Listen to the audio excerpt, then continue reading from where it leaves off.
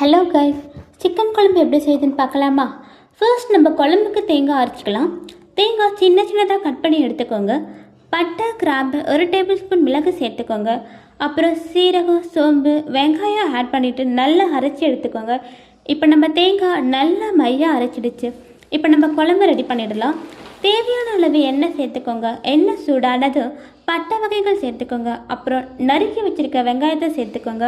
ஒரு பச்சை மிளகாய் ஆட் பண்ணிக்கோங்க. அப்புறம் அரைச்சி வச்சுருக்க தக்காளி, இஞ்சி பூண்டு பேஸ்ட், கருவேப்பிலை சேர்த்து நல்லா வதக்கிக்கோங்க. இப்போ நம்ம சிக்கனை சேர்த்துக்கலாம்.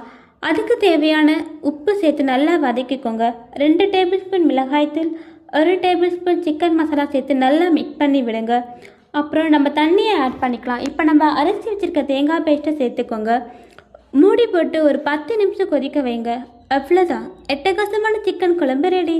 இதோட டேஸ்ட் வேறு லெவலில் இருக்கும். ஸோ நீங்களும் இந்த மாதிரி ட்ரை பண்ணி பார்த்துட்டு கமெண்ட் பண்ணுங்கள். பாய்.